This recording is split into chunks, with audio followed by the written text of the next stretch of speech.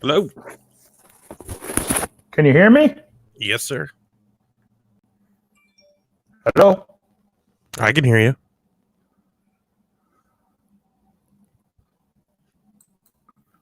Hey, buddy. Hello. Is this not? Hello? Can you hear me? Froze up base. Can you hear me? I can hear you loud and clear. There we go. All right. All right, here we go. This might be a little bit troublesome, but we'll see.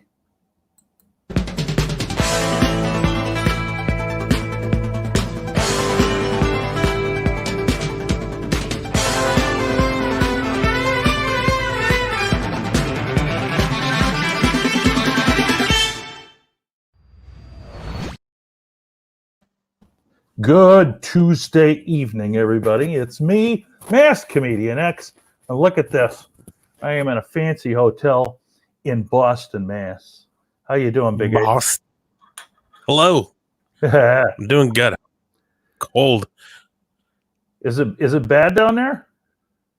I just don't think my heat's working. We got some good snow last night, though. It was a little tricky, a little slick this morning. Yeah. But yeah. Otherwise, how's Boston weather? Oh, it's raining here. Better than snow. That's right. Raining here. Everybody's loving it. And I have eaten more in the past 2 days than I have in the past 2 weeks. Let me just tell you that first place we stopped after we got off the plane, everybody on the East Coast knows, the Boston area knows, you got to go to Legal Seafood. You got to get yourself some Legal Seafood. And that was delicious. And then guess what else?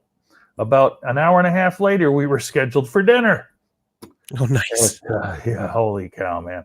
Never eaten. Oh, my gosh.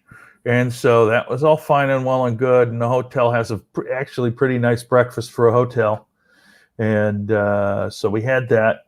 And for lunch, we had salad and sandwiches from somewhere. And then we drove to Mama Anna's in the heart of downtown Boston. And holy cow, talk about your authentic Irish meals, Irish, Italian. What do I know? But anyway, the point is that it was delicious, and I need a nap because it was pasta. And so we'll see how long I can stay awake for this. If we have any little dropouts as we do the show, just so y'all know, we're doing this on hotel Wi-Fi this week, and it may or may not work well, but we'll see. I'll tell you what, I think we're going to be okay. Yeah. The quality of video is obviously taking a knock, though. Yeah. But I think it'll be able to handle this as just that video quality. So I think we're good. And the other thing is, I think I may be able to, depending on where we stay, pay a little extra something and bump up the quality of the Wi-Fi. Nice. So yeah, I didn't know places offer that. It depends. I think it depends on where you're staying. This is just regular old guest Wi-Fi at the Residence Inn by Marriott, but for an extra $5.95, I can have better quality, I guess. Well, that's good to know, because in like a year when we're in Miami, we'll probably have to do that. Oh yeah, we'll be doing it. By the time here's the thing. By the time we go there, once I saw the schedule for this deal that I'm doing, I will have plenty of points for whatever we need at hotels. Oh, hell yeah. So. Boom. Boom. That's what I said. It was a boom of a week for some wrestling, though. Oh, my gosh. So much stuff going on, as usual. Yeah, and now I think the most talk for the week is probably going to be that TakeOver Portland. Yeah. So I think we should end with that, because okay, I'll be burnt out by the end of that. Everybody else will have talked about it, yes? About Portland? Yeah. Oh yeah, but I mean, it's just like I'm interested. Did you watch it? I didn't get to watch it yet Oh, because I had to get. Here's the thing: I had to. I was working at the airport, then I had to get ready to fly out on Monday. So and by the time everything was all said and done, I'm like, ah. Oh, that would have totally been worth the price of Wi-Fi on the plane to watch it on your flight. Well, see, herein lies my problem. Yeah, the Wi-Fi in the plane is expensive. It's the same as a pay-per-view, for God's sakes. Yeah, it's not cheap. But well, okay, you're gonna. I hate to break it to you, then, Josh Shreves. We're gonna go to the casino soon. We gotta plan that, buddy. Which one do you guys go to? Treasure Island? Diamond Joe, I think, is what we. Oh, you go to the Joe? Well, no, I mean, I just haven't been there forever, so that's where we were saying we wanted to go. So we'll have to plan that. Yeah, you should come with, Mask. Lose some money with us. I love going to the Diamond Joe. I usually do very well there, to be honest. Very nice. Last time, just not to interrupt you, but last time I was there, I hit $800 on the Dancing Drubs. Fancy. Yeah, I hit 150 on the one of the slot machines on the cruise, and I was like, I just won big. Yeah, like that was it. I was done. You should have said thank you, Jericho. I did. I was like, thank you, Jericho. I'm gonna go put this for more drinks. Okay, so you're gonna get spoilers, obviously. That's fine by me. To be honest, a lot of times what I have to do when I run short on time is I have to watch the rundowns that What Culture does, the up downs. I like watching that. Simon Miller and Clary. Those are both pretty good recaps, although you don't get to see the action. You're gonna definitely want to watch this one back when you have time. Okay. So, first of all, AEW Dynamite. They had a pretty decent week. I feel like storylines are starting to finally come together, and different characters are starting to finally show. Yep. Do you agree? Did you feel like in the last 2 weeks is a noticeable change? I feel like in the last 2 weeks, particularly with the demise of the Nightmare Collective, I think that really, because the thing to me was always when there was something that confused me, it sort of tainted the whole show, And so now there's nothing really, other than the women's division, and we've talked about that, there's nothing really that confuses me right now. I think the Dark Order is on a fantastic path, and I want to know who the ultimate leader is. That would be interesting to see because, obviously, I think they're playing it up on who it's going to be. So many rumors, too. But I think, and I think that's why when you watch the Dynamite TV, you're seeing how they're playing that angle. They're going to really sell it that it's CD. But and then with Raw and Orton, the opening basically being the end of Matt Hardy on Raw, which by the way, good on WWE TV to get back to like really capturing those in the fans. Like we had some really great reactions that they put on TV. And there was that one kid who looked like he was just bawling. Oh yeah, getting consoled, and it was like people legit were like, which is awesome because that's it's just great to see that's how they do. And I like that he alluded to the whatever the future holds for Matt Hardy. Yeah, it makes you just think even more he's gonna go. Oh yeah. So that would I don't know. Would he be able to go? Does he have a non-compete? Could he be at their pay-per-view in 2 weeks? If he runs out of contract, I don't think he does. So all right. So that could definitely be something. I'm not sure 100%. But anyway, So and of course the big news with AEW was Nyla Rose is now the women's champion. And to be honest, my God, that was I really didn't know which way they were going to go with that match. I was kind of I don't know.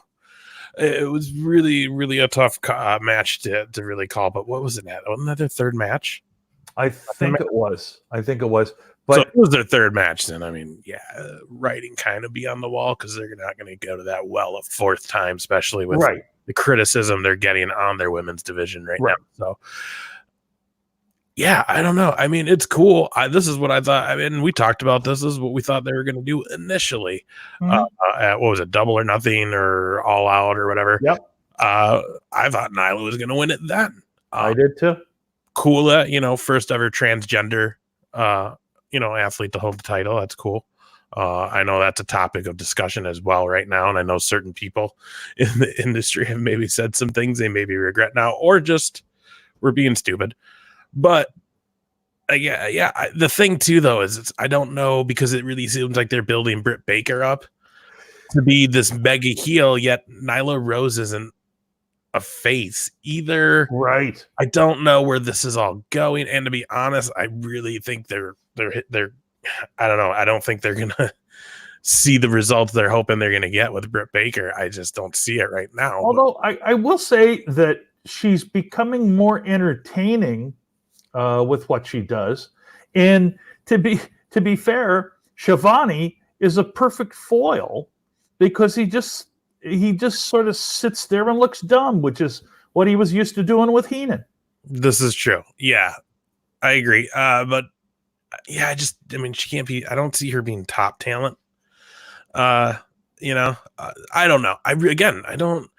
Because the other thing too is I guess they did an interview with Brandy or maybe on a Dark or something, or she was on some show this week. Yeah. And said that like the members of the Nightmare Collective are very much still a thing in there.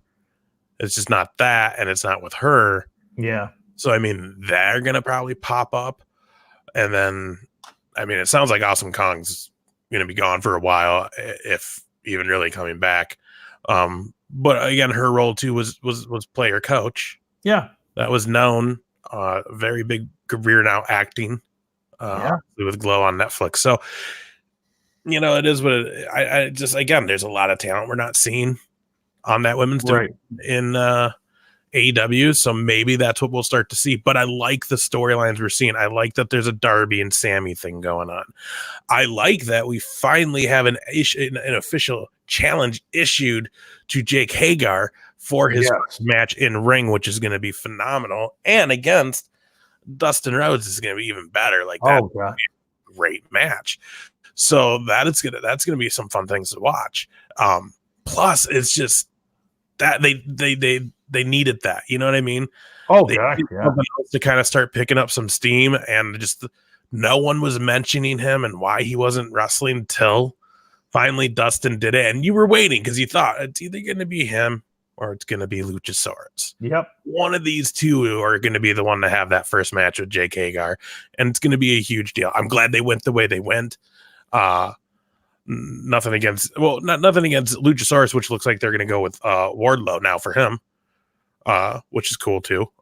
But yeah, I'm enjoying that. I just felt like all around that 2 hours, I was getting different stories told to me where usually it felt like match, something to help a storyline, match.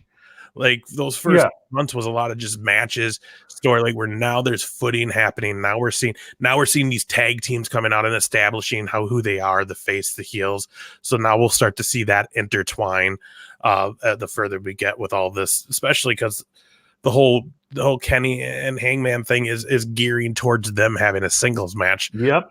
So that's they're not gonna be around long in that tag team division, which means the Bucks will then take the title, probably hold it, but I don't see them holding it long either, since they've been very open about they're just enhanced. Right. So yeah, I like how it feels right now. I would agree with you. I feel like this is the first episode since like the excitement wore off where there didn't feel like there was just some filler match in the middle. This is true. Give me 1 second, Mask. I just realized I don't have my water, and I'm like literally my throat's going. Oh my gosh. Okay. Well, I'm not going to take a commercial break, that's for sure. Although if you need to stay at a hotel in Boston, Massachusetts, I strongly suggest staying at the Residence Inn by Marriott. Residence Inn, all the hotel you need, just like home. I give you a little tour, but I don't have a long enough cord on my laptop, and I don't want to unplug it. But point is also stop at Legal Seafood while in Boston. Holy cow, is that the best seafood I ever had in my life? What'd you get? I got crab bisque and some oysters. Oysters. Nice. The oysters was a bit expensive, but they was all right. The crab bisque was actually better than the oysters. So real quick though, how is the actual job going? So far, the job is still quite a bit of learning, but pretty good. Pretty good. Free donuts. That was the big question. Yeah, no free donuts. I don't even think we get a frequent donut card. Although we did go to the very first and original Dunkin' Donuts that is in Quincy, Mass, and is still operating. Nice. So we got our pictures taken in front of that. Very nice.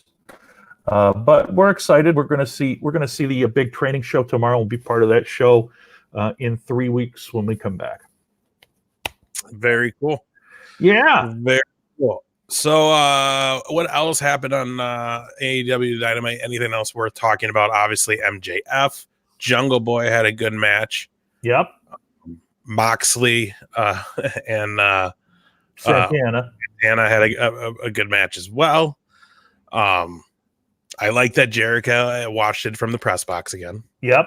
Always makes me happy. I think that's just such a cool thing to do. It really is. I missed, I caught some of I caught the 2 first episodes of Ruthless Aggression, the new show on the network following the whole basically post-Attitude era.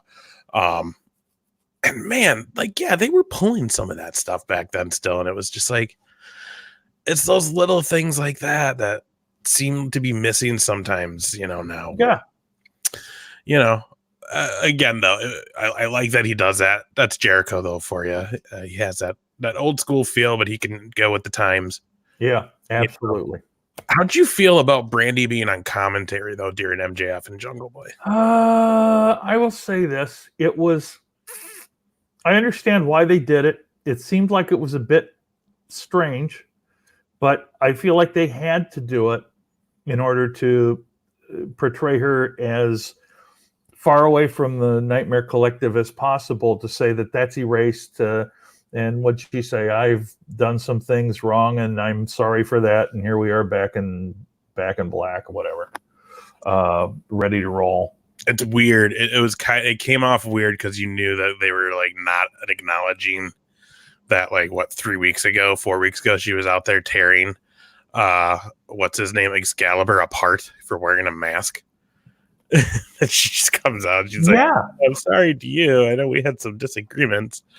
And then it just felt like she was kind of, I don't know, holding back. I don't know. That's kind of the feel I got for her.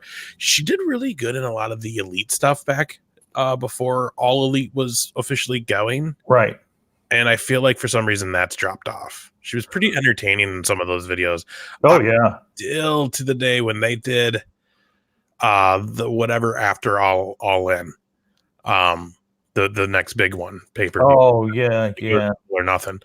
And they cut the video for the YouTube channel, and it was Cody being because he guaranteed tickets, and he was like, this time I will not get. And you don't even see. No, you won't. Yes. And it was just you could tell that was them just having fun doing that little video, and it came off that way, and it was hilarious. And that's what you need to bring on. Right. With this. I don't want to see her being super sad. I want to see her being kind of funny, supporting, and then also throwing shots at MJF, because she would do that on these videos. They'd sit at the dining room table when Cody's out there, and she'd be like, listen, I hate you. Yeah. I know what you're up to, and he'd be like, oh, well, guess what? And it would be this thing, and it was just great. And now I hope they get to that. I hope they do, but it was kind of awkward, I thought, but yeah. You gotta further the characters, gotta keep going. It's and that's a beautiful thing. It is kind of an evolution of her character, which is necessary, because, to be honest, I think a lot of people like her, and like you said, they like what they saw prior to AEW forming, and it's just sort of gone astray a bit with her. And I think it's good that they're pulling her back, because I think people will like it a lot more.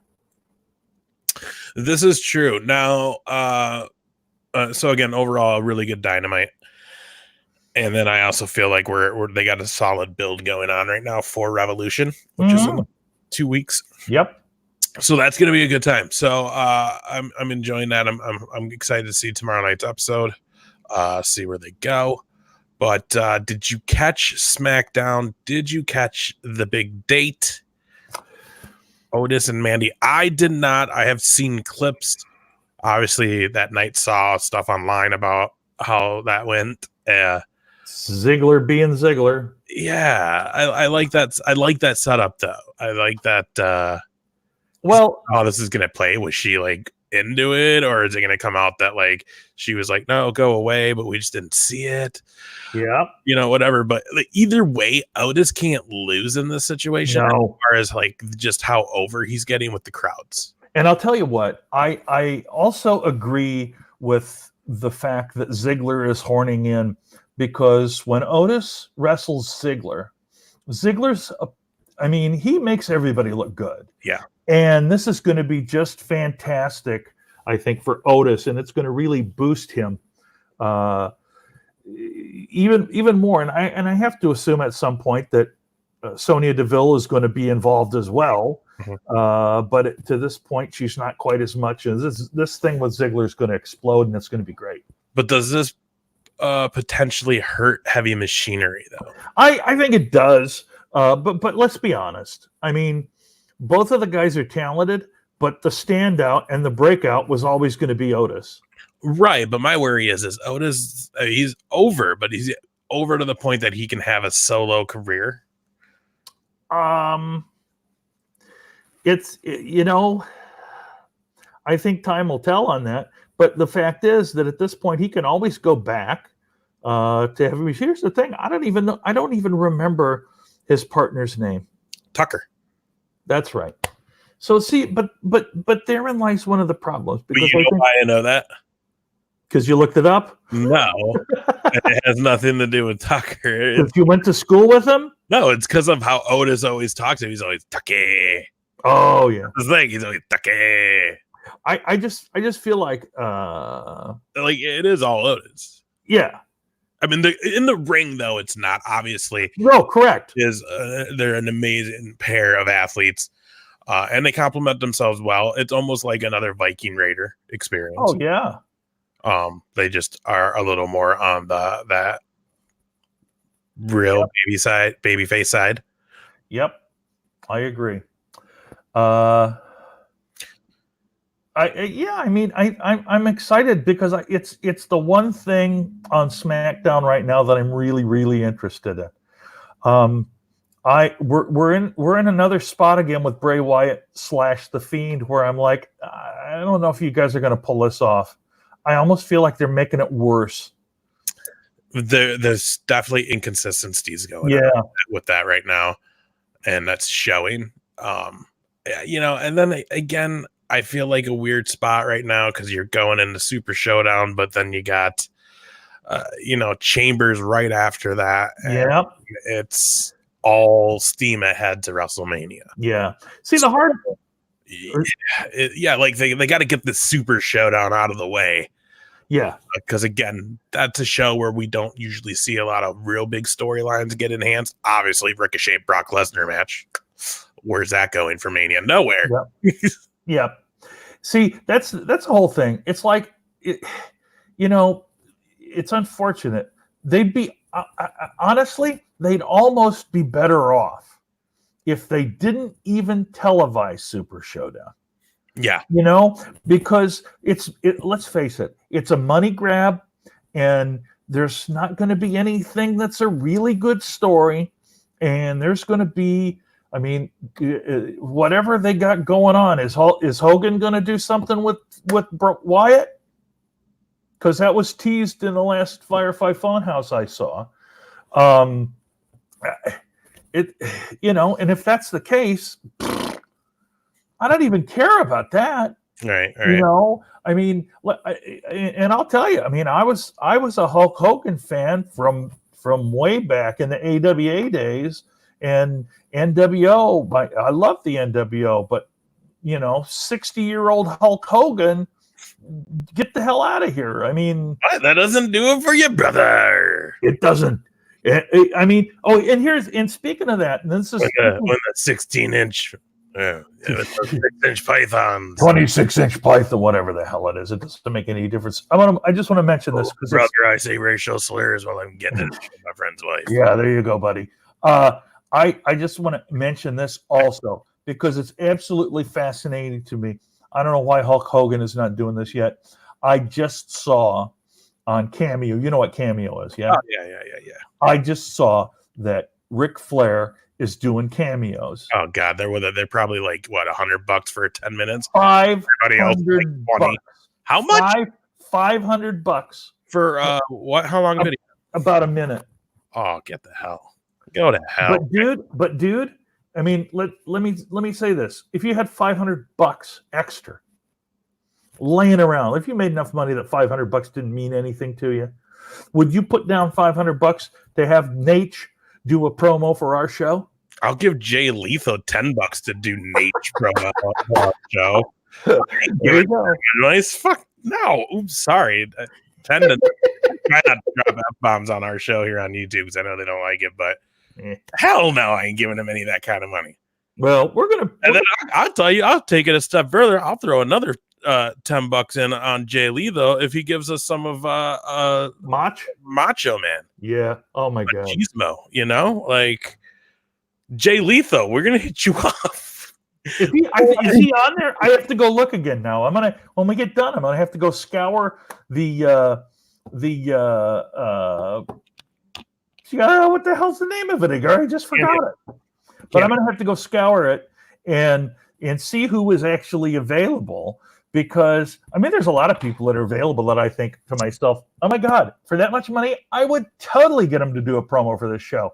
Like Billy Kay's on there. Oh, that's great. I'll tell you what, those cameos are a slick deal. I have some friends that are overseas that I met many moons ago at WrestleMania 26. And luckily, through the wonderful things like Facebook and social media, we've all been able to keep in touch, and I still keep in touch with some of them and get to see things in their lives. And through all these years, we all still talk wrestling together. And so in like Miami, I seen them there. I think we saw him maybe for a minute in New York. We saw him in New Orleans too, all that kind of stuff. But one of them got married, and they're like really good friends too with these guys, and they were like a best man. And actually, a bunch of them were there, but they actually had that. They did cameos. It was Kurt Angle and Bret Hart for our friend who got married.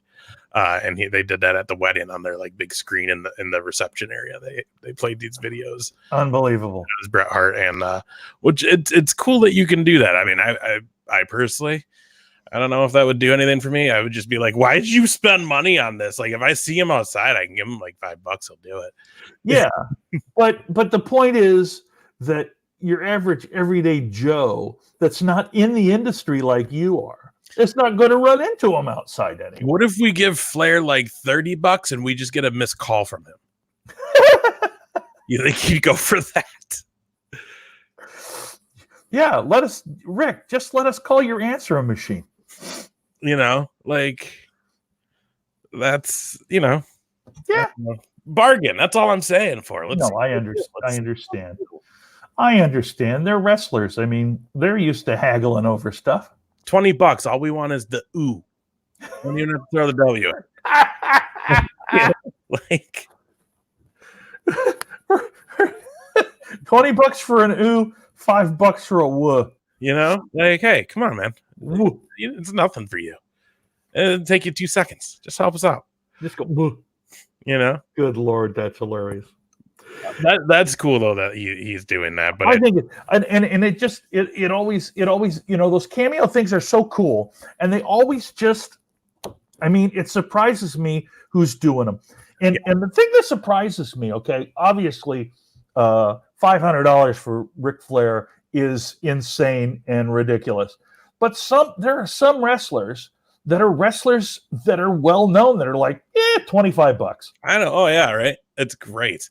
And it's like, I mean, I think I mean, it's just amazing, and some of them are pretty flipping prominent talents that'll do it for next to nothing, and I think a lot of that is just because they, I mean, you know, they're going to get a lot of people that want to do it, but I think a lot of it is they like to give back to the fans, and most of the people that will pay money for this are really generally true super fans of that individual. Well, the beauty too is it's easy money for very little time of work. Yeah, it's you take your phone, you hold it up, you do your deal. Hey, Big Ace, how you doing, buddy? This is a Masked Comedian X. Oh, my, sorry, it's in the way.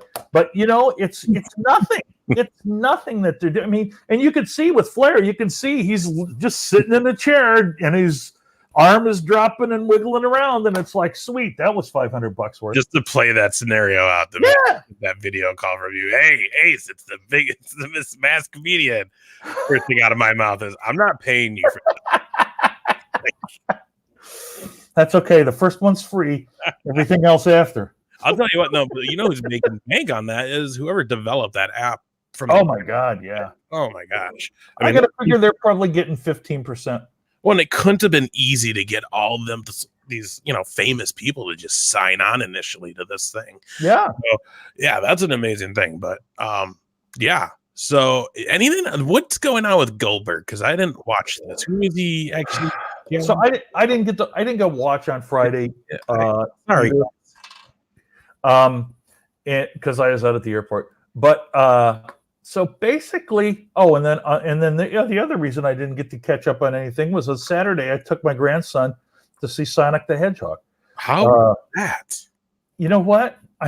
Surprisingly, it was pretty good. Obviously, it's a family movie, but it was kind of good. Well, it's interesting because I mean, I don't know if you know much about that film, but that film got a later release than original because, like, when it first came out, people lost their mind because it didn't look like Sonic. Like, the Hedgehog just looked different. They were missing key components to what made him Sonic the Hedgehog from the video game. So they had to like redevelop him.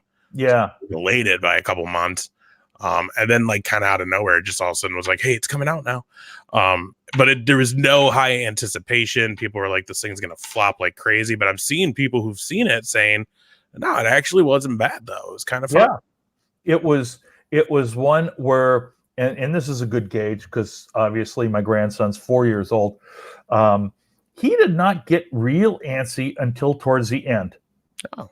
I mean, like literally towards the end, because you know he absolutely, for what, I don't even know how he figured it. He loves Sonic, and so my other son, his uncle, got him some Sonic figures. You know, Eggman, Tails, Knuckles, the whole group, and he knows them all. I mean, he knows them all. And there's a cartoon, isn't there? Yeah, but I don't think he knows them from the cartoon.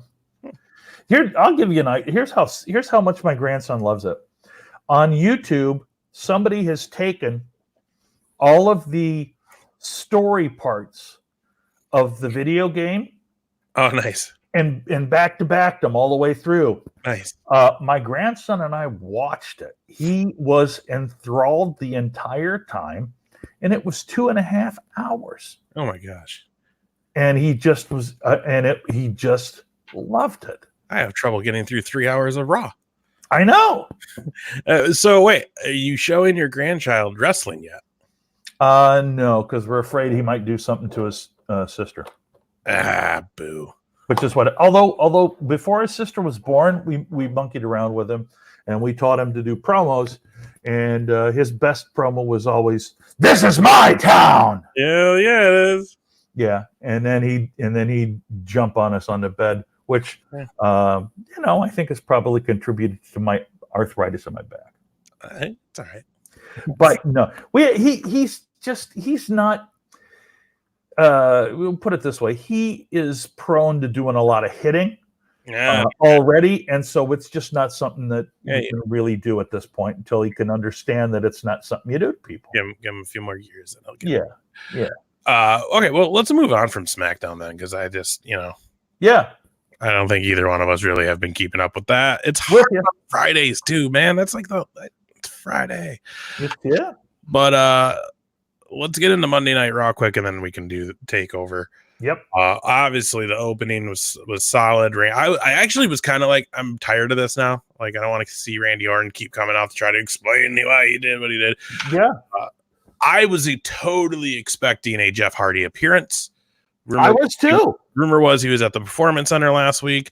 After how they did this, though, I think we can all bank on a Jeff Hardy appearance coming this Monday night on Raw. Yep. He's going to avenge his brother, which then he'll also avenge Edge, which then he'll get taken out. And then Christian will come into the and that's when we finally get Edge. And then Orton, is it going to be a 4-man against Orton, table, letters, and chairs? Oh, that would be amazing. Oh, man, I would love any iteration of that thing, you know? Oh, that'd be so great. Obviously, ultimately, it'll be Edge and Orton, but I just right now, I think it's probably close to the single best story they got on WWE. I mean, 1 and 2 to me are Orton and Otis. Yeah. You know, and honestly, depending on how I'm feeling, they're interchangeable. Yeah, they really are. I think this week really hit it home with the Orton and Hardy. Oh my God. I mean, you know, obviously the big rumor is that was going to be the last appearance for Matt Hardy on WWE TV.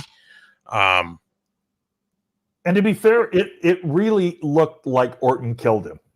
It was brutal. It was brutal. It definitely earned the reaction it got from that audience.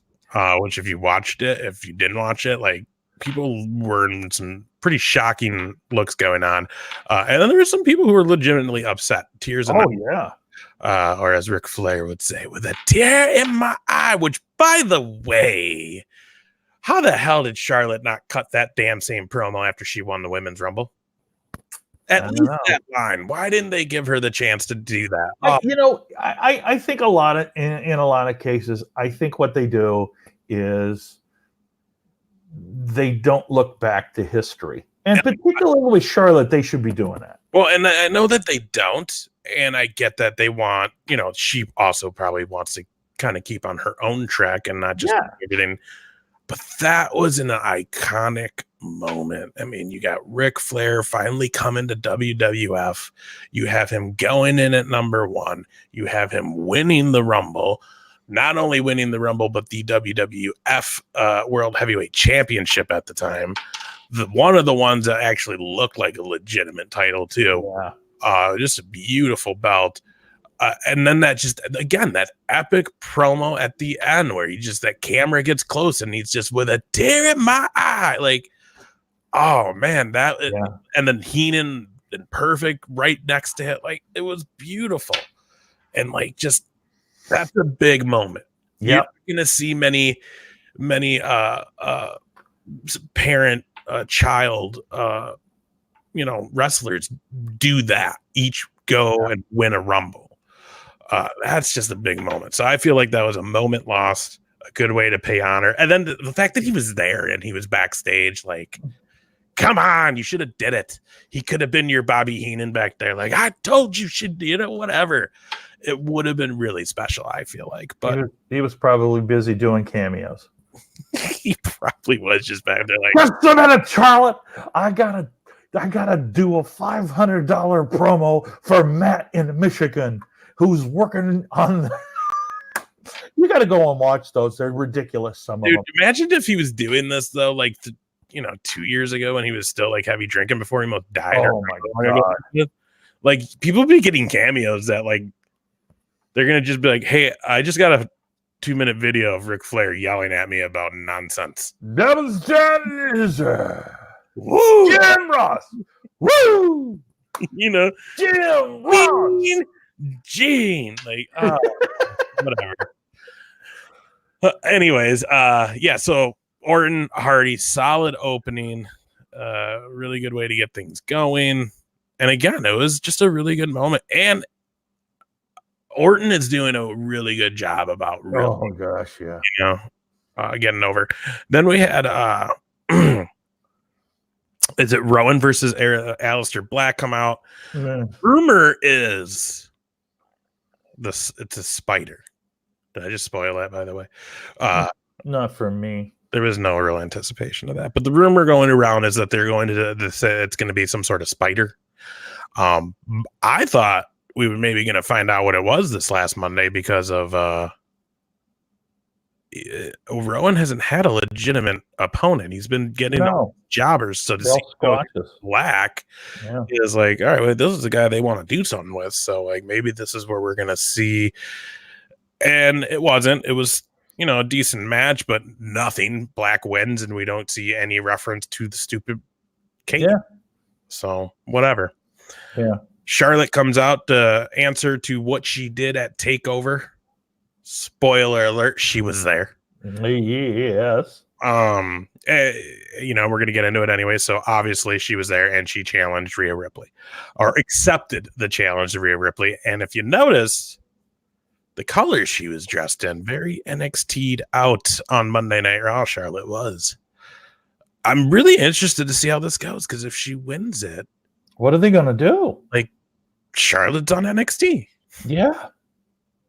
See, I think the problem that they face is in their heads, they're saying Charlotte is one of the top talents. We put Charlotte over there, and oh my God, we're going to win Wednesday. I mean, I think that's a thought, but what if? I also feel like Rhea Ripley is just so damn hot right now, and it's still just it really just started. It came out of nowhere like a month ago, and it's just keeps getting bigger and bigger, that I don't know if they'd want to take that off. And maybe what they do now is maybe we don't see Charlotte go over, and instead we don't see her go on NXT, but instead this is just more of a statement of they are not developmental anymore. They are to be taken as that C show, but they are up there. They're not just straight developmental. That's what I was going to say. The whole point would be if Rhea Ripley wins and then just says, "Nah, I'm staying here." That goes to your point. And I think if she just says, "No, I'm staying here. I'm NXT. That's it." And they're not afraid to pull something like this, because with Finn Balor getting a huge win at TakeOver over Johnny Gargano shows that they're not afraid to take a big name back down and let him go over now. Because you see that happen, your instant thought is he's just there to put over the talent now so they can get that bump to the main roster. No, he's beating them. So that's a big deal right there too. And like Matt Riddle, people like, there's a few others I think that have actively said, I don't want to go to the main roster. I'm happy here. Yeah. This is where I want to be. I've heard Kevin Owens. I don't know if you've watched that bump show that they have on the network now. I have not watched it. It's hosted by, oh my gosh. And now I'm totally blanking on her name. Charlie? No. Yeah, any of you guys watching, if you know, just throw it in the comments, because I cannot remember for the life of me. I like her too. She's really, really good at what she does. But it's like her and like 3 other guys, and they host like some sort. It's like a panel show, I guess. I don't know. They bring like a guest on, and they had Owens on it at one point, and like he talked about how he's like, yeah, if I had the opportunity to go back, if that was what the cards were dealing me, he's like, I would go back in a heartbeat and try to run as champ there. So I mean, you see that the people who've come there have no hesitation going back there. Right. So, and it also might be a good word to the different styles of how they're being run. This is giving more props to Triple H and kind of what he's envisioned for NXT, as opposed to what the vision is for the main roster right now. So yeah, we'll see. But yeah, so Charlotte is going to do that. Yep. And what was next? Was it the Rusev? No, it was Triple Threat 24/7. Oh, that's right. Ojo, R-Truth. Riddick Moss wins. Just weird things happening with the 24/7 title now. Like, I don't know why. No, I was going to say, when we talked about AEW, maybe this last week, not having fillers, to me, that was a filler. Oh, most definitely. But after that, we got a pretty big announcement. Interested to hear your take on this as well. The Raw Women's Championship #1 contenders chamber match. So the Women's Raw Chamber match winner will have a shot at the title. Asuka, Natalia, Liv Morgan, Ruby Riott, Sarah Logan, and Shayna Baszler. Which really big match, and we could touch more on that when we get to the segment. I think we all know how that's going to go down if you couldn't read in between the lines. Drew McIntyre cuts a great promo. Paul Heyman comes out, gets the crowd pumped up. No Brock, though. We then get to see MVP, even though he's already had his last in-ring match with WWE. Has a match with Drew McIntyre. Had a really good story on Royal Rumble Day of on the WWE Network with MVP. I don't know if you've seen it, if you haven't, but I guess his son's starting to be at the age where he's introduced him to wrestling. He's really getting into it. He understands that his dad used to be a wrestler, and like his son was at the Royal Rumble and didn't know that he was coming out in the Rumble. So he was like, they talk about it. It was pretty cool. McIntyre beats him. McIntyre is on a freaking freight train to beat him at Mania. And it's everybody knows it. Everybody loves it. I don't remember the location of where Monday Night Raw was this last week, but that crowd did not seem to really appreciate it. Kind of a dead crowd, kind of a flat crowd. I noticed like he wasn't as over as he's been everywhere else.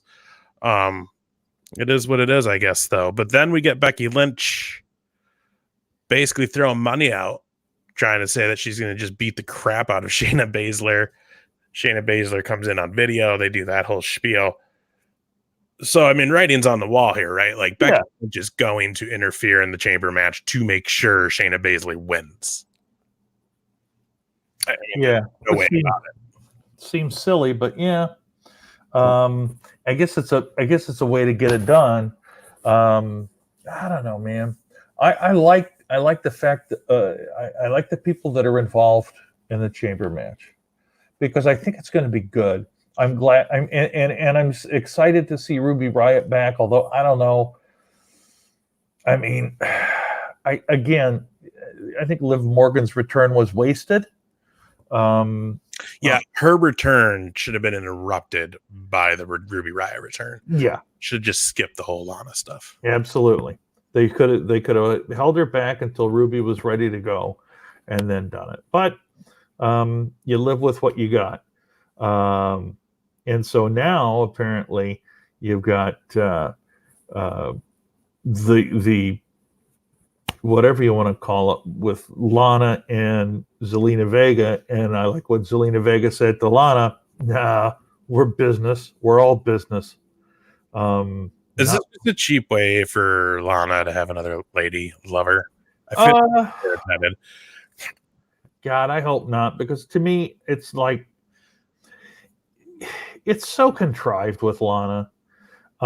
If they're going to make her an annoying heel, they should just let her continue to be annoying and not try to add extra layers to it, because I don't think anybody cares.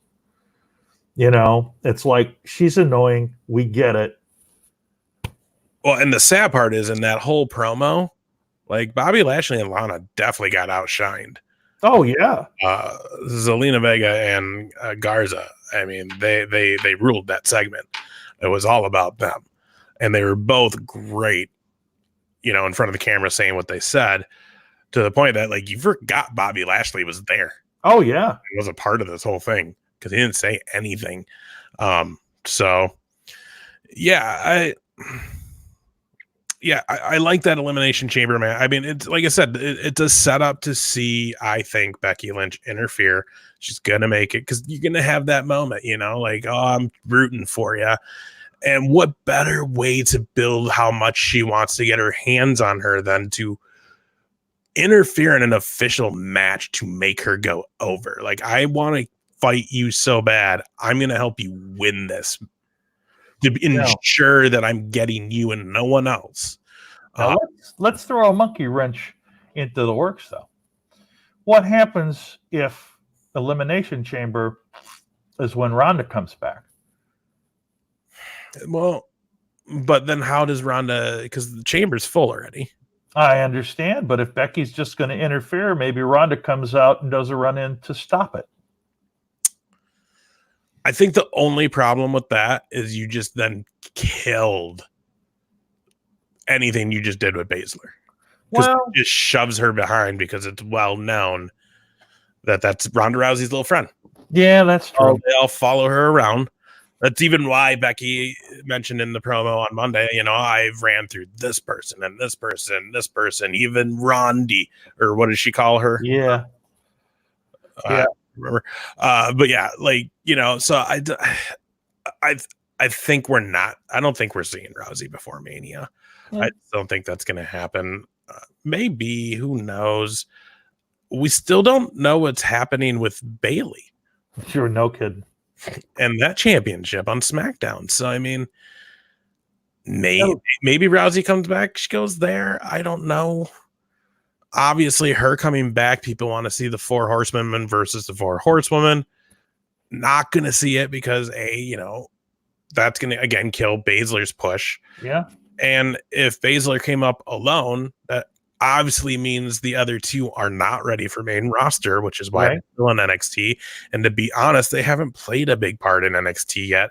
Right. So yeah, they're probably not ready for that kind of match because that's going to be a match on a big scale. So yeah, I don't know. I think maybe we're going to go a little bit longer before we see Ronda Rousey come back to WWE. So yeah, I think it's going to be that way. Maybe Becky doesn't interfere, but Baszler is winning. Oh, right. You can already see it because I feel obviously Liv and Ruby are going to go at it. They're going to be like their own thing, and the reason they don't win. You've got Asuka and Natalya, who I feel are going to go after each other because Natalya's had these matches these last few weeks with the Kabuki Warriors. Kairi Sane, yeah. Kairi Sane. I also still feel that we might still see Beth Phoenix come in and do like a title match with them at Mania. To be fair with you, I almost felt like that was going to happen last night. I still feel like it could. I think they just need to get past Chamber. Right. So I don't know. We'll see where that goes, but it no doubt it's going to be an interesting thing to see how they get to this. But I mean, we know it's going to be Becky and Baszler at Mania. Yep. You know it. Yeah, and then again, you had Rusev Humberto against Bobby Angel. I remember who wins, Bobby Lashley and Angel Garza. Again, Kairi Sane versus Natalya. Natalya heavy with the Kabuki Warriors. Again, I think this is leading to us seeing Beth Phoenix. It's gotta. You bring Kelly in, you bring Molly Holly in for the Royal Rumble. It's fun and games. It's laughing. They get their spots, and it is. But I mean, like Beth Phoenix played a role in this year. She wasn't just there. She made an impact on that whole match. She's NXT doing the live commentary every week. She's Edge is back on the roster now for a while. So I mean, it's just all signs point to her coming back at least for a run to Mania. Yep. The heavy tease at the Rumble, when her and Natalya were working together. So I'm not gonna lie to you, I kind of skipped over all this Seth Rollins stuff.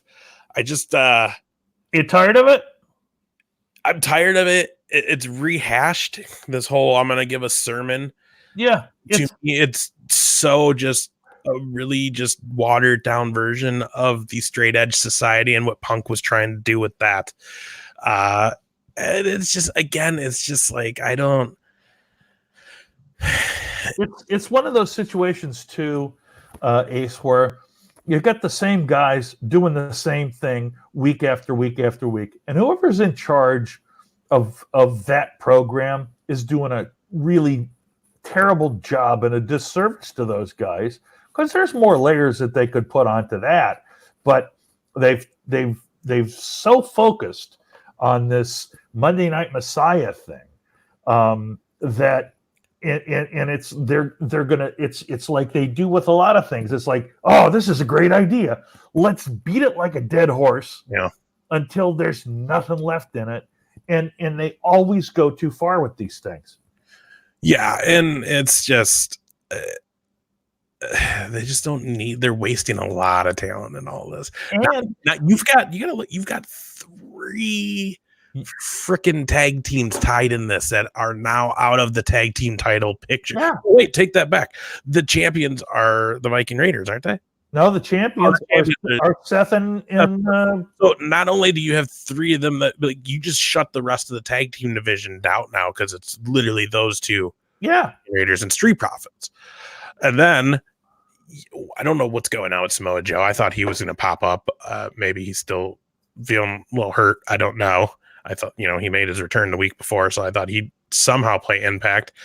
Obviously, this is all leading to a Kevin Owens, Seth Rollins match at WrestleMania, which will be an amazing match. To be honest, if it gets booked, that is potentially going to be the match of the night for this year's WrestleMania. I will say it right now. Yeah, and I agree with you. Those 2 have a long history on the independent scene, running around the same circles, doing stuff together already.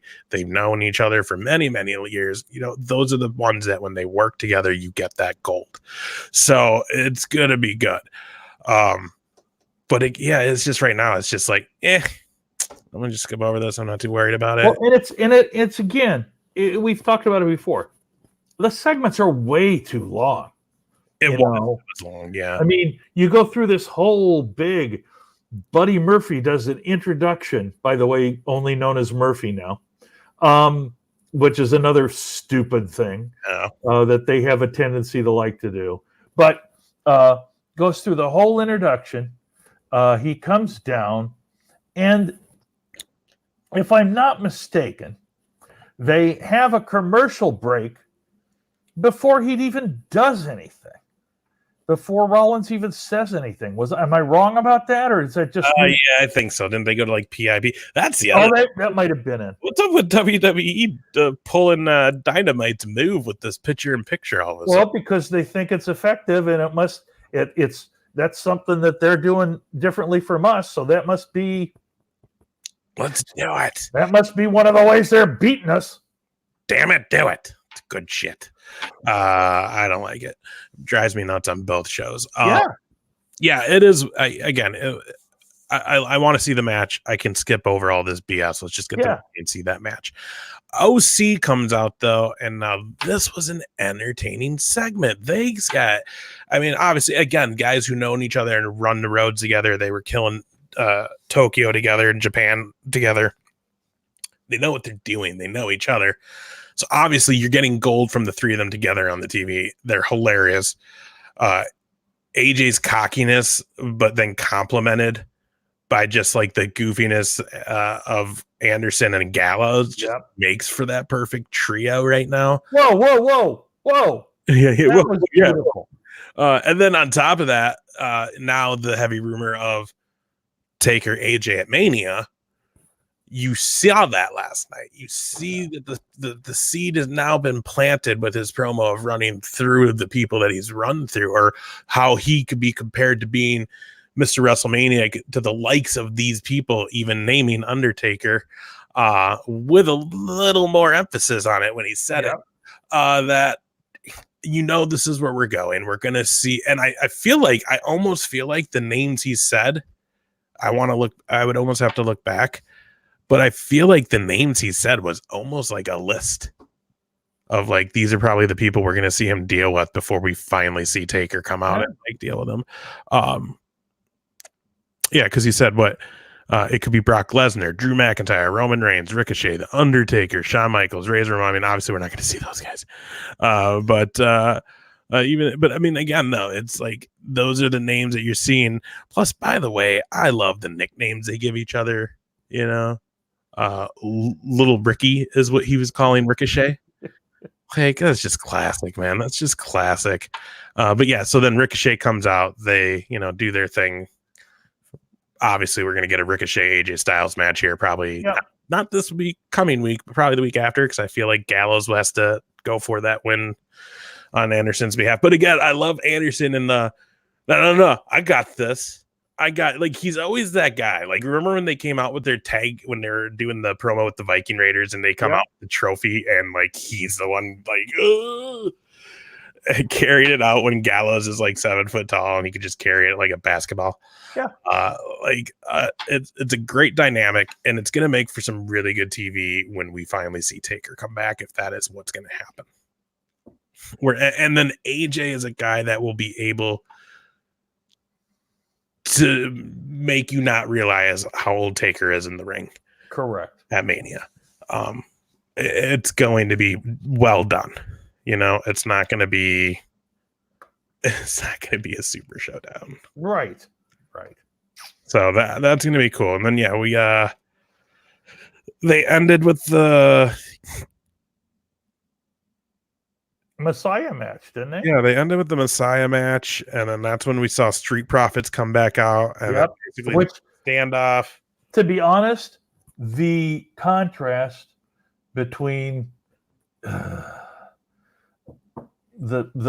Street Profits skinny guy that jumped Montez Ford, yes, and Raydon, or I don't think, what's his name, Ragnar, no, Race, I don't know, the big one, the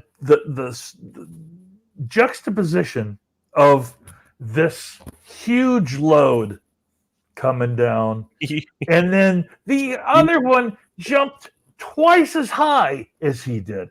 I just thought that was, first of all, I thought it was amazing. But did you notice when Montez came down on Buddy Murphy, it looked like he got him wrong on the knee. Did you notice that? Yeah, it did look like that. Please don't ever say huge load on our show again either. It didn't mean it that way. You know what I'm saying. Also, the air that Montez Ford got. Yeah. He got up there off that top rope, man. He had some hang time. And also Angelo Dawkins with just the push before into the ring. Oh, yeah. And the spear, like, if anybody was like, I don't think the Street Pro, they're just show. They're out there to just be on the mic. They're nothing else. Like, no, those are two athletic dudes that can bring it in the ring. Dude, I popped when Dawkins just shoved. Was Eddie Murphy? Yeah, Eddie Murphy. Nothing, just oh man, I was like, ooh, look at that, and then just that hard spear. And you can never go wrong with Owens and the stunner, and just it was good stuff. I really, it was good overall. It was a decent Raw. I wasn't super like woo, but that for me was because of watching Takeover the night before. It's like it's frustrating when you see what to me was almost, if not a perfect pay-per-view. And then you see what's supposed to be the top weekly show that this company is putting on, and it's like there's a huge gap. Yeah, and it's and I know it's not always like that, but it just felt like that this week. NXT came off riding high though, man. Before we do NXT, let me touch on my sweet baby. Oh yeah. NWA Power, because we have a couple of things going on. The change now in the Nick Aldis Marty Scurll match is that if Nick Aldis wins, Marty will write him a check for $500,000. I think we talked about this last week. I didn't know that there was like that involved, but I knew like they were going to do something. Initially, the proposition was that Nick Aldis says, Marty, if you lose, I want it to hurt. You will pay everyone that bought a ticket their money back. Yeah. Yep, that's what and then Marty's what's the word I'm thinking of? Marty's renegotiation was Marty's counteroffer was, well, I'll give you $500,000 directly. And Nick Aldis is like, yeah, okay. Well, so it was a bit like that. I don't think he said it exactly like Jinxie the cat did. I would be way more interested in Nick Aldis. He did like Jinxie the cat.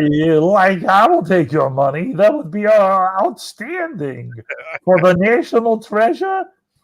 Do Hanna-Barbera cartoon characters as professional wrestlers, that would be amazing crossover. You're like, let's like wake it out and woo! We will like figure out. Yeah. Yoki and Boo Boo will be the tag champs. Yeah, that'd be awesome. Okay. Hey, boo-boo. Ooh, get me a table. Hey, boo-boo, get the tables. That'd be great. Get the picnic tables. Now that's good shit. That is good shit. I would love that. Oh my God. Honestly, I think I might be able to make something happen with that. I'll tell you what, one of the most legendary bits of comedy I've ever heard in my life was when Harry Carey called the baseball game between heaven and hell. Oh my God. I got it recorded somewhere. I don't remember it. Hey everybody. Hell's got a new pitcher, Adolf Hitler. He's a pretty good ball player.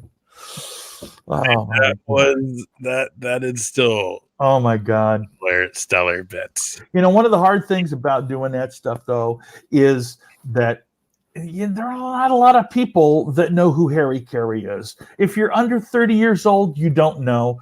If you're under 30, even if you do know who Harry Carey is, you may just think it's that Will Ferrell character. Man, why didn't you do that bit 20 years ago? Oh, dude, I was doing it 20 years ago, but I wasn't doing comedy. I was on radio. When Harry Carey died, I was also doing the Yuri Skilkovic, the 60-second psychic. Yeah. And I don't know if you remember, but Yuri Skilkovic had like an Eastern Bloc accent and would like to teach and sell books about how you could become a 60-second psychic. And we would do stupid readings on the air. But your neighbor in that hotel is probably listening through the wall right now. Like, they don't care. No, dude, seriously, I got to tell you, I'm in what they call a mini suite, so it's way the hell over there. I didn't hear nothing last night. But anyway, so Yuri Skilkovic, when Harry Carey dies, becomes a medium and talks to him. And they're like, hey, it's great up there in heaven. Holy cow. They just gave me a new pair of wings. I don't even need these glasses anymore. Oh, that's great. All right. But the other thing quick about NWA is that, and I don't know how much you've been following this, the NWA Women's Champion is Thunder Rosa, who honestly is fantastic. I would love to see a match between her and Charlotte or Asuka. Becky's not a good wrestler. I don't think it would go, but she is so good. And the storyline has gone that Melina helped her get there, and now is being Melina-ish, which basically she's still the same character she was on WWE, which is kind of cool. And so now there's going to be a match between Thunder Rosa and Melina for the championship. And I don't know how that's going to come out, but they've also got a pay-per-view coming up fairly quickly again. So I have a feeling that'll probably be on there as well. I don't think that's something they're going to want to give away during the weekly show. An interesting tidbit I read about NWA is that the original idea was that they were going to pitch to have NWA as a exclusive network show. Oh, really? Is one of the original ideas that was thought of. That's when it all came about. I don't remember where I heard that. It could have been something from Cornette. I don't really remember, but and people love it. I know the episode, the highlights I've enjoyed. I just forget to watch it on YouTube. I've been kind of away from YouTube lately, though, to be honest. I've been more actual watching like stuff on like Netflix and like actual TV, not just YouTube videos. But yeah. So are we ready for Takeover? Yeah, let's do it, because I am, to be fair, you're going to be doing most of the talk and I'll do some reacting. That'll work. We'll get through it. Well, first of all, Portland crowd was really good. It was a really hot crowd. I, just to give you preference, have not been keeping up with NXT that much. Right. Going into this show, okay? So I kind of knew the matches. I think I did watch the last NXT before this one, and before this the takeover special aired. But I mean, you know, I know who's there. We know what's going on. It is what it is. So, again, we got the NXT North American Championship match: Keith Lee versus Dominic Dijakovic, or however he says it. Yep. Two very big guys that went all out. They set the bar very high for this show, which each match basically did that. That would just kind of like boom to boom to boom to boom. Like, again, I don't know if it was a perfect pay-per-view, but to me, this was probably one of the best I've seen in the last 6 months for sure. Easy. Keith Lee has got main roster top talent written all over him. It's gonna happen. I wasn't even really big on Dijakovic, but man, he did some crazy stuff. A lot of spots in that match. Keith Lee ends up winning the North American title, so that was really cool. Next was the Dakota Kai Tegan Knox street fight, which I was pretty invested in because I've always been a Dakota Kai fan. Even you know, I love it. I think she's a great talent. I think she's got a great look. And to be honest, I'm way more into her now because she was always a good baby face, but damn, she's a good heel. And this match got brutal, man. They went all out on this. I mean, they went after each other's injuries. The thing that happened with this is I don't remember her name, but there was another someone else came out to help Dakota, and I'm blanking on the name. I'm trying to find it right now. I would let you know, but I don't have any clue. Gonzalez, what's her first name? Raquel Gonzalez. Well, I guess she's from NXT. Comes out and like interferes. Tegan Knox was like, had Dakota Guy laid out on the table, head in a chair on the table, kind of like Edge was. Yep. And then she was on the top, about to come down off the top rope onto her. This Gonzalez lady comes in, kind of pushed Dakota Kai off, takes care of Tegan Knox. Dakota Kai doesn't really know what's going on. Ends up that she's like out there helping. They walk out together. Dakota Kai does win that match. So, but again, it was a stellar match. And I mean, I know I'm not giving you guys a lot of specifics on it because it was Sunday night and now we're on Monday. I don't remember like 3 hours ago what I was doing, but it was a really, really, really solid match that they put on. And it was a great story. You know, that's the thing.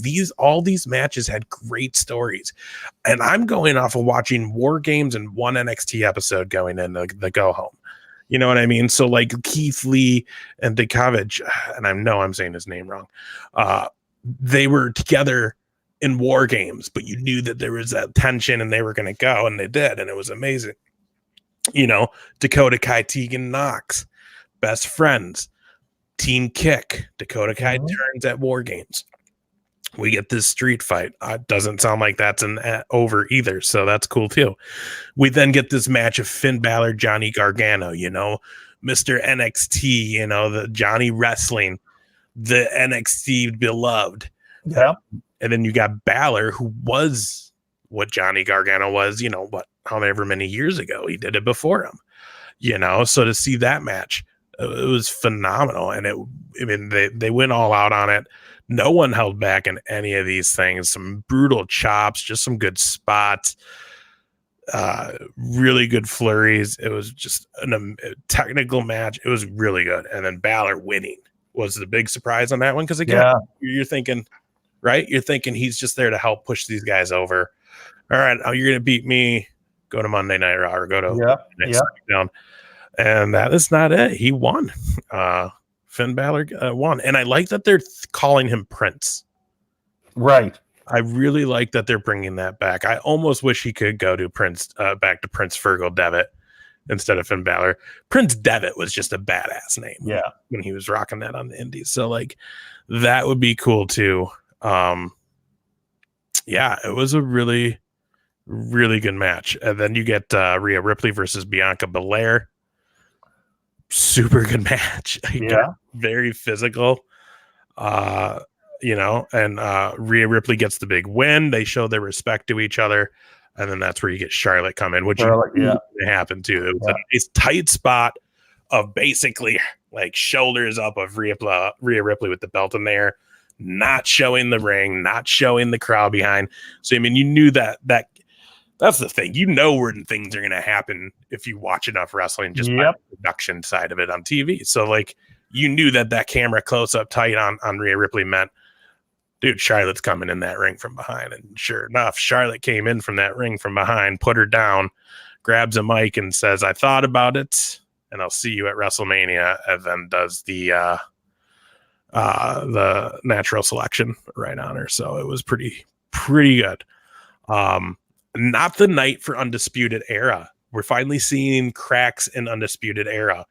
I think we're going to finally see the disbanding of it eventually. I think seeing Roderick Strong come out on the last, because I did watch that Go Home NXT episode, and Velveteen Dream's back, and he's kind of going after Roderick and kind of talk about his wife and kid, that like Roderick cut a promo saying this has nothing to do with the Undisputed Era. This has nothing to do with the championship. This is personal. And you can kind of tell, like, when they did their thing backstage, that it was like they're playing up that there might be a little tension between him and Cole. And then him losing his title to Keith Lee. We end up seeing a tag match here with Bobby Fish and why am I such a blank on name? Kyle O'Reilly. Yeah, Bobby Fish, Kylie O'Reilly from Undisputed Era, and then we got Matt Riddle and Pete Dunne, the Broserweights, who come in on a golf cart, basically, like this big golf cart with the trophy in the back. They cut a promo doing this whole, basically they're doing how much wood could a woodchuck but it's how much fish could a Bobby Fish fry if a Bobby Fish could fry fish. And then they got the whole crowd singing it, and then they put this I didn't need. And then they put the wording on with the bouncing ball for crap's sake. Green. So the whole crowd and you at home could do the whole how much fish could a Bobby Fish fry? And Pete Dunne's just sitting there kind of like, when are we gonna wrestle? Like, like let me fight. But like they hit a chord with this whole bruiserweight thing, man. I don't know if you've been watching it, but the comic the comedian, the comedy gold you're getting of these two together being polar opposites is pretty funny. It really does work. Matt Riddle is a guy that I think he just keeps burning bridges to get to the main roster too at this moment. So like he is probably making himself a nice little home at NXT. Yeah. Because until like Triple H has full control, he probably ain't coming up there. And you saw that at the Rumble. You saw him get very eliminated very quickly. So yeah, so again, a really great match. You're always in for a good match with Pete Dunne. When you have Kyle O'Reilly and Bobby Fish, it's going to be a good match. And Matt Riddle, I was kind of on the fence, but he is really good, and shout out the fact that he got trained at the Monster Factory. Shout out to Danny Cage, the man who trains out there. Good shit. Go out there if you're on the East Coast. They'll get you out trains. I think I can't remember the other guy's name, but there's another big NXT right now that came out of that Monster Factory. But it was a really good match. And new tag team champions, the Broserweights, officially taking those titles off Undisputed Era. So now you go from an Undisputed Era stable that has gold in each member's hands to back to just Adam Cole. Yeah.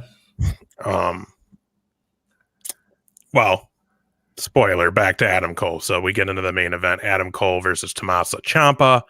An amazing match. Some blows to Ciampa that really made you think, like, why? Because he came back from a neck injury that he came back way sooner than anybody that kind of injury has ever come back from. And a lot of people in that position don't come back with what they've said about that position. Ever. And this man, like, dude, there was some spots during that match where it's just like, he ain't going to wrestle ever again after this match. This is it. This is it. He's putting it all out here. He's never going to, like, because there was just some spots where it was just rough. They really went all out. It was a really good match. Undisputed Era does come out. They do try to get in the interference. It works for a little bit. What it ends up doing, though, is it ends up getting the title because Roderick Strong throws it in for Cole to use. Ciampa takes them all out, basically. Cole's laid out, ref's laid out. Everybody's laid out. Ciampa turns, sees the title, and then, like, out of nowhere, Gargano shows up, and he's at the side of the ring, slamming it, belts in between the two. They're looking at each other. Ciampa goes for it. Gargano grabs the belt. And I'm only telling it play by play right now, so Mask can hear it. Yeah. Watch it. Gargano grabs the belt, kind of holds it. They're face to face. Ciampa's in the ring. He's on the outside for maybe like 2 seconds, and then Gargano slams him in the face with the belt. Cole gets the win. So we know now, going into Mania weekend, NXT TakeOver Tampa Bay, we're going to see, and I think it is the rubber match. I think it's the third match to that installment of DIY, Ciampa versus Gargano. Yeah. Who knows what we'll see with Undisputed Era, as far as I'm guessing we'll see a rematch with Broserweights and those guys. Obviously, we're going to get Velveteen Dream and Roderick Strong. That's not going to happen now. They'll hold up Tampa Bay for that. The interesting thing is who's going to have the shot at Adam Cole. Yeah. Well, you don't think it'd be Keith Lee, do you? He still has the United States title, so possibly. Do they hit the now? Do they have to take that off of him? They don't have to, but I feel like with the young and driven talent they have, it would be a waste to put two belts on one guy when you have such hot talent down there and they're all compete. They have the feel that they had an Attitude Era where it was they had to one up each other every week. Gotcha. Feel like that's what's happening in NXT because they're all trying to make a name. And with that being said, I think what we're going to see is Finn Balor, Adam Cole. And I wouldn't be surprised if we see Finn Balor get another reign as NXT champion. And then, to be fair, that'd be pretty cool. I really think that's what we're going to see. And I think we'll see. I don't know. Do you think that would be an actual WrestleMania match or would that be TakeOver? I mean, we now know that the NXT Women's Championship is going to be defended on WrestleMania. Will they put that on WrestleMania? I don't think they can.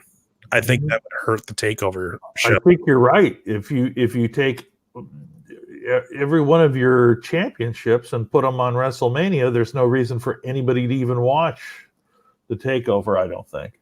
Yeah. It would really hurt them. But bottom line, from start to finish, you got a quality show on NXT Portland. I was passed out an hour in going into this show. Almost was like, I'm not even going to watch it because I'm that tired. I'll watch it some other time. But then it was like, I'll watch it. Started like 15 minutes late. Man, like within the first 10 minutes, I was woke up. Tension was held all the way to the end. It was just the matches were just all beautifully put together. They all told their stories well. The spots were fantastic. A lot of really good big spots. The crowd was hot. It had every element to make that a stellar just show. It really was. I'm excited for you to watch it so you can tell me what you think and see if maybe I just haven't seen it for a while and that's why it feels like this. But overall feeling on the Wrestling Online community is that was an amazing show. So I'm interested to see what your take is when you get a chance to watch it. And I mean, again, top pay-per-view I've seen in the last 6 months for sure. Very cool. Very cool. Well, that seems like a week in wrestling. It does. It does. I don't even know. We got Super Showdown, I think, is this weekend. Is it? I think it's on Thursday. Oh, yeah, Thursday. It's not even on a weekend show. Yeah, because apparently that has something to do with what the Saudis like. I go back to what we said earlier. I almost wish they just wouldn't even show it. I'm just hoping they all get home on time. Yeah. Yeah. You know. And there are some pretty decent matches. You got Brock Lesnar and Ricochet. You've got who is it? AJ Styles against crap, I don't even remember. You got Goldberg is going to be appearing at it. Hogan. Oh, it's Hogan. They've been saying Hogan's going to be there in some capacity. I certainly don't think it'll be in ring, but why not though? One more leg job, brother. Well, I'll tell you what I think might happen. I think he might go out and start running his mouth, and then Bray Wyatt will come in and give him the old mandible. Yeah, that's probably for the best, because I think if he did one more leg, he'd probably kind of poo himself at this point. Well, I think he also probably has sciatica, and that's probably not good for his hip. Oh, I mean, those hips aren't real. What's it matter? Yeah. Them hips don't lie. They're plastic as hell, man. Come on. Titanium? A lighter to it, it'll melt. He's just, oh man, like he's just so like, that's, but I think real on that guy anymore. Like, yeah, so many things like worked on, bad back, because he blew like 2 or 3 discs in his back when he right, and that was that was in 84, 85. So I mean, he's been having major body issues since then. Not to mention all the hip surgeries and and I mean, when your biggest move is dropping on your tailbone directly every night, you're gonna mess some stuff up. But I mean, little bit. It's amazing though. Like they really are holding him off on stateside shows now, though.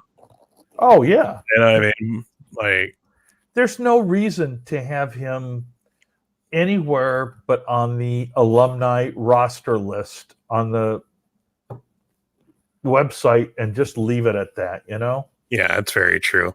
One other interesting thing that I saw this week for WWE before we end, though, is the fact that they signed a deal with some company over in the UK. So now there is negotiations happening for a potential either SummerSlam or a potential WrestleMania taking place in the UK. Oh, very cool. Which all the UK fans of any of them are watching. Thanks, but they'll be very happy. I think the last one over there, major pay-per-view, was it 92 or 93 SummerSlam? Bulldog versus Bret Hart. Yeah. At Wimbledon. So I mean, or Wembley. Wembley, sorry. I don't mean to correct you. No, you're fine. It's just my deal. They're known for having great crowds. Oh yeah. So that would be cool. The one thing I always wonder, if they go overseas, especially with a Mania, will you get the American viewers to pay to go overseas? Right. You're talking a big jump in travel prices now once you're dealing with international travel. So yeah, I know, me personally speaking, if I could somehow plan it out to where I can do it and buy, here and there, I would definitely love it if they did like a London WrestleMania and I can go. It would be very cool. Yeah. I also say that because I've been there once before now. So like, I would like to go back and check it out. If I've never been there though, it might be one of those things where I'm like, nah, just so what am I missing. But now that I know, it's like, oh, I would totally go to that. So let me ask you this, because this is also a consideration. I know if you go to England, you've got to have a passport. Yes. So, and when you went on the Jericho cruise, did you need a passport or just an enhanced ID? For the cruising, for like getting on the boat and going to port, I think it's either a passport is the easiest if you have a passport book. Like what I used, I was able to get through it. I think you can use birth certificate and driver's license if you don't have a passport, or you can also just get a passport card and not the book, so it's cheaper. Gotcha. And I think that works on the cruise ships as well. It's what my nephew has. He doesn't actually have a passport book. He just has the passport card. But Now, is that the real ID that they have? Do you know? The real ID. That is something different. Different. Okay. So like to fly. Well, how'd you fly now? Do you have a real ID? You don't need real ID until the end of October. Oh, okay. So then you'll need something then if you don't have a passport. Yeah, right. So you'll need you'll need a real ID or a passport card or book to just fly.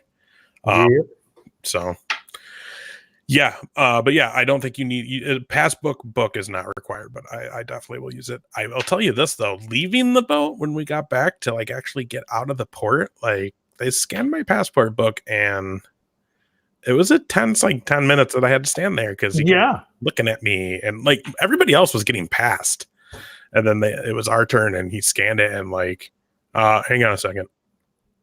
I got to check this. And I'm just looking at him like, dude, I never, ever like, I was like, I never go anywhere. Like, there's only one stamp in there. It's from London. Like, what's the issue? Like, how many other short, fat, redheaded guys are walking up the beard? Like, it's me. Like, it was nerve wracking, man, because like I had to stand there and he like, for a minute there, it was like, are you about to call someone over? Like, did I do something? Like, what's happening? Well, that happened to me coming out here.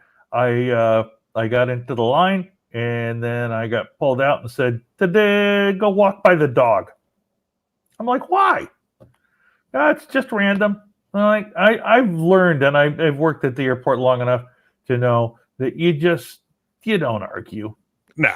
You know, because it doesn't do anything but aggravate everybody. Was it a TSA dog? Yeah. Was it a police dog? Yeah, TSA dog. Oh, you're fine. They would have never found your drugs. Yeah, because I had them stuffed up my butt. No, they can't snuff them. That dog's gonna be like, I smell your weed. But although here's the funny thing about it, right? So I go by the dog and then they're like, you don't have to take your shoes off or your belt. Just leave them on. I'm like, what the hell is going on here? Maybe they were concerned. They didn't want you to go through the big thing that scans your whole body. No, I did go through that. Everybody's got to go through that. No, I don't know. But I just found it interesting because the last time I flew, it was full everything. The dog, the shoes, the belt, everything. And this was actually pretty painless. So, I mean, things have changed a little bit. I'm thinking I want to go get that TSA pre-check. Yeah. For what you're doing right now? Yeah, I'm on. So, I mean, it's going to be every week. So that's my one regret when I was doing like the 2 years of traveling with the Ragnar races I was working. Yeah. I should have did that from the get-go, and I didn't. And now it's not worth it because I don't fly enough for it now. But if I were to get back into that like I was doing, yeah. So for you, you'll pay it off on your like third flight. Oh yeah, and it's so much easier. And the hard part about it is now I got to figure out where the heck my birth certificate is. Yeah, that's the rough part. Because it's buried. It's buried somewhere. I just don't even know where. I don't even know where to start looking. Unfortunately. Well, that'll be. Hey, do that before the cruise though, because then if you book our flight, I think we all get to do TSA pre-check. Yeah, there you go. That's right. You get to bring some people with you. Yeah. So yeah, we'll do it. Awesome, man. Yeah. So excellent. I will most likely be back at home next week. Oh, really? Yeah. All right. So we got a week of practice before we go out and start doing everything else. And then the following week, we come right back out to Boston. And this seemed to go off pretty well with no hitches. Yeah, like I said, I think we'll be fine. It's a little bit less video quality on your end with Wi-Fi, but other than that, people need to hear you. They can generally see what you look like. I know they can. Our viewers already know what you look like. I should just put a big red mask on there and don't even. I could just be like, just take this picture just like this, and then just talk right over it. It would mess with me though, because I'd be like, "Wait, are you frozen?" Yeah, exactly. Oh man. Anyway, well, folks, if you watched tonight, we appreciate it very, very much. If you watch this far, you are a prince among men and or women. Otherwise, Have a great week. Watch a lot of wrestling. Come back and talk with us about it next week. We always love to hear from you. This is the Masked Comedian X-Cast for Big Ace. I am the Masked Comedian X. Bye-bye.